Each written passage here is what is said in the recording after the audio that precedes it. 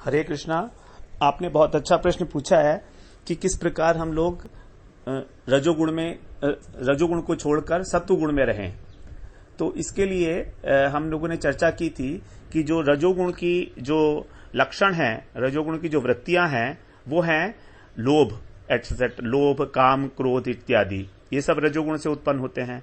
और हमको जो घर गृहस्थी के और जितने भी दुनिया के काम होते हैं, इन सब में प्रवृत्त कराने वाला रजोगुण ही होता है।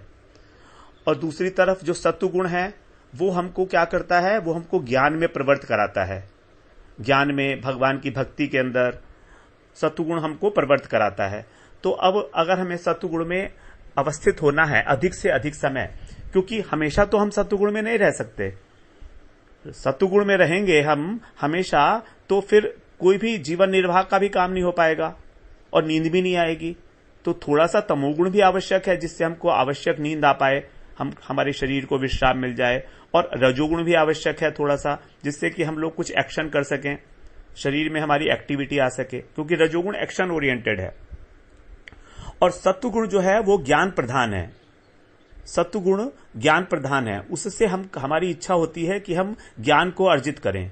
तो इसका मतलब यह है कि यदि हमको अपना सत्वगुण बढ़ाना है, तो हम अधिक से अधिक समय तक भगवान की चर्चा करें, ग्रंथों का अध्ययन करें, श्रवण करें, साधु संग करें, हरि नाम करें। तो जितनी हम अपनी एक्टिविटीज भगवान से रिलेट कराते रहेंगे, वो सब सत्वगुणी एक्टिविटी होंगी।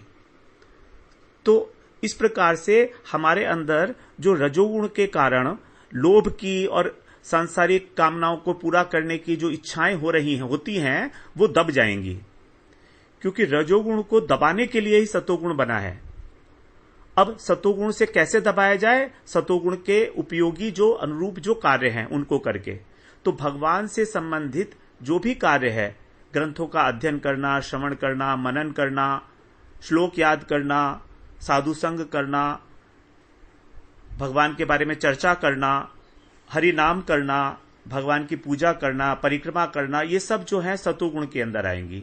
तो जब हम ज्यादा से ज्यादा समय अपना सत्वगुणी एक्टिविटी पे देंगे, अर्थात भगवान से रिलेटेड जो भी एक्टिविटीज हैं उनके ऊपर देंगे, तो हम सत्वगुण में धीरे धीरे हमारा स्वभाव बन जाएगा। और हमारा जो रजोगुण में रहने का जो स्वभाव अनेक अनेक जन्मों से चला आ रहा है, अनेक अनेक जन्मों से, कि हमारे अंदर काम, क्रोध, लोभ, मोह, ये सब जो है संसार की वस्तुओं के प्रति जागृत होते रहते हैं, इससे हमको थोड़ा सा शांति मिलेगी।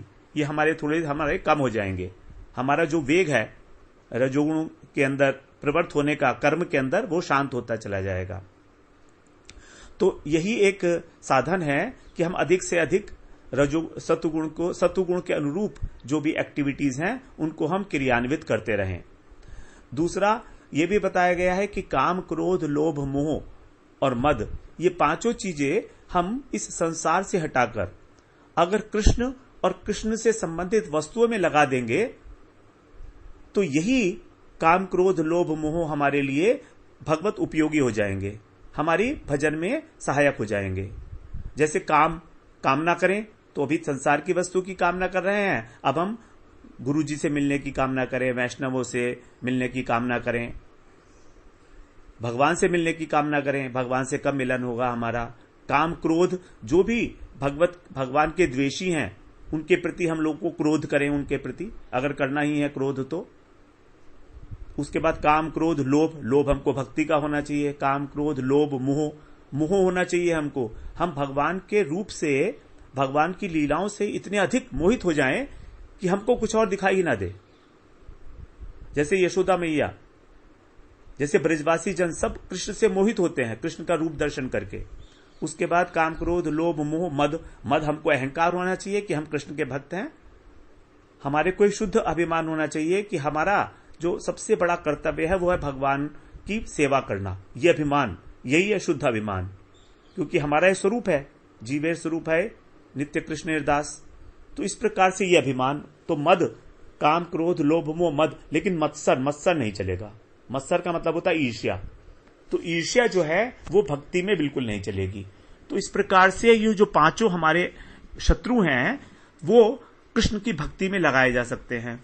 और ज्यादा से ज्यादा सात्विक क्रियाओं के अंदर भजन संबंधी क्रियाओं के अंदर अपने को हम लोग इन्वॉल्व करके अपने रजोगुण को शांत कर सकते हैं।